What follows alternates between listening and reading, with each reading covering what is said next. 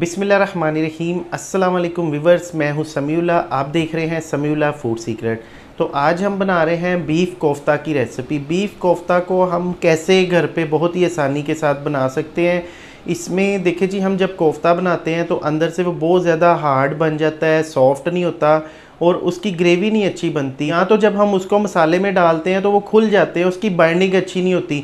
आज मैं आपको परफेक्ट बीफ कोफ्ता बनाने का तरीका बताऊंगा जो ईद के हवाले से आपके बहुत ज़्यादा काम आएंगे और इसको लंबे अरसे तक महफूज कैसे कर सकते हैं ये भी आज मैं आपको तरीका बताऊंगा। तो अगर आप चैनल पे नए हैं, चैनल को सब्सक्राइब कर ले, बेल आइकन को प्रेस कर दें। बीफ कोफ्ता बनाने के लिए यहाँ पे आधा किलो बीफ का कीमा लिया है। बिस्मिल्लाहिर्रहमानिर्रहीम।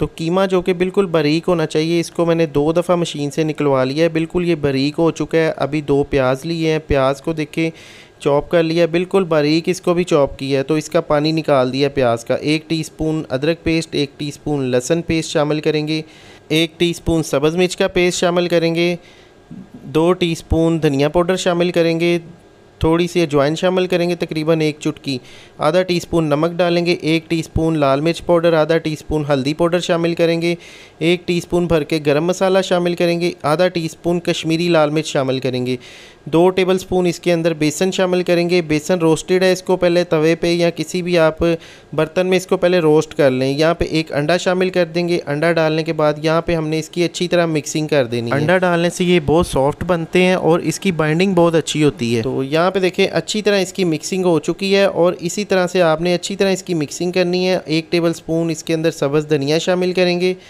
धनिया डालने के बाद फिर से इसको अच्छी तरह मिक्स कर देंगे। और यहाँ पे आपने एक बात का खास ख्याल रखना है कि यहाँ पे आपने चेक करना है इसकी बाइंडिंग हो रही है। ये देखिए इस तरह से चेक कर लेना है। तो ये देखिए बाइंडिंग हो रही है इसकी, इसका मतलब है कि कोफ्ते हमारे परफेक्ट बन जाएंगे। तो अभी कोफ्ता बनाना स्टार्ट करते हैं।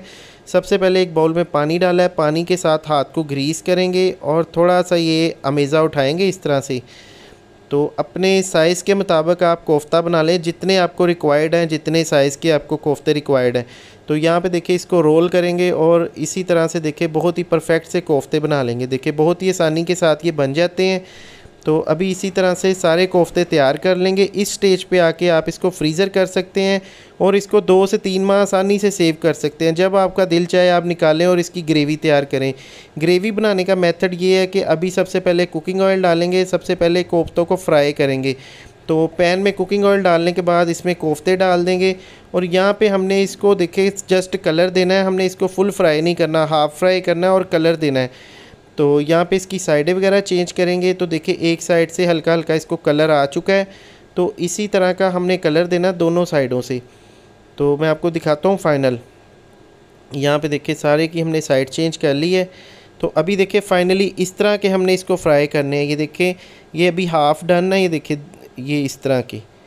तो इस स्टेज पे आके भी आप इसको सेव कर सकते हैं। 2 से 3 माह आसानी के साथ आप इसको फ्रीज़र में रख सकते हैं।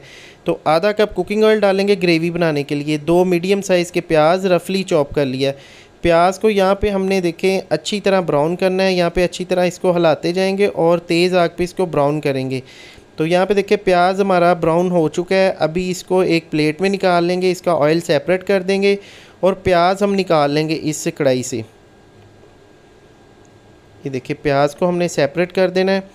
और अभी देखिए ग्राइंडर का जग लिया है, इसके अंदर आधा कप दही शामिल करेंगे और ये इसके अंदर प्याज डाल देंगे और इनको अच्छी तरह यहाँ पे हम ग्राइंड कर देंगे।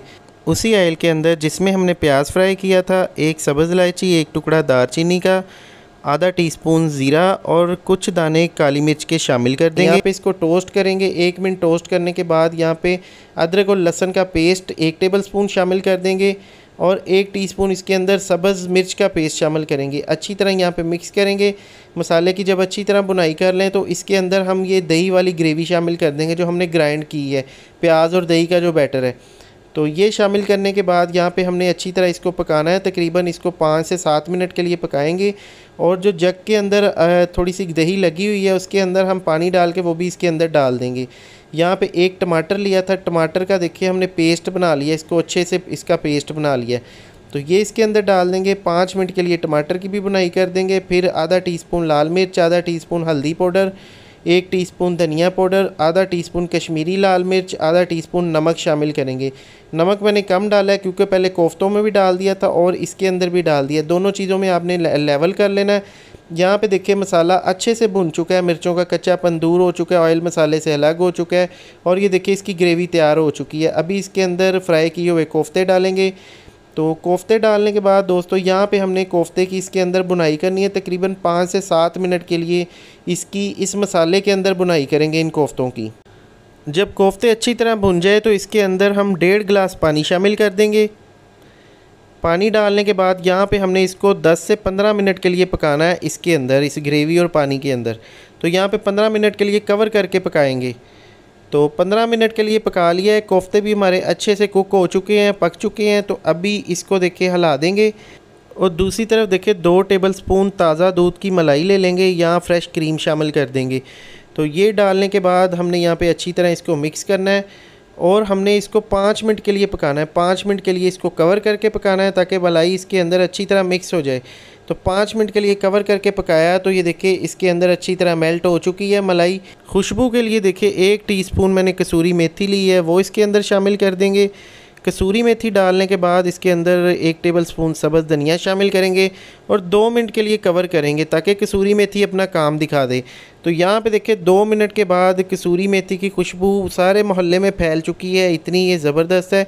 तो अभी इसको अच्छी तरह यहाँ पे मिक्स कर देंगे और मिक्स करने के बाद फाइनली देखिए जी ये कोफ्ता तैयार है। तो देखिए बहुत ही परफेक्ट और बिल्कुल ज़बरदस्त कोफ्ता तैयार हुआ है और इसकी ग्रेवी चेक करें माशाल्लाह से कितनी परफेक्ट है। ये देखें 2 से 3 कटी हुई सब्ज़ मिर्चें इसके ऊपर डाल देंगे और फाइनली इसको प्लेट में डिश आउट करते हैं। और फाइनली मैं आपको तोड़ के दिखाता हूँ अंदर से ये कितने ज़्यादा सॉफ्ट है। तो माशाल्लाह से देखिए इसकी फ़ाइनल लुक कितनी ज़बरदस्त है। तो दोस्तों ये कोफ्ता की रेसिपी बहुत ही परफेक्ट, बहुत ही ज़बरदस्त है। आप भी इसको इसी तरीके से ट्राई कीजिएगा और मुझे फ़ीडबैक ज़रूर दीजिएगा और कमेंट सेक्शन में अपनी राय का इज़हार ज़रूर कीजिएगा। और बकरा ईद के हवाले से बहुत सी रेसिपीज़ हमारे चैनल पे मौजूद हैं। समीउल्लाह फूड सीक्रेट चैनल को सब्सक्राइब करें और बेल आइकन को प्रेस करें। शुक्रिया, अल्लाह हाफिज़।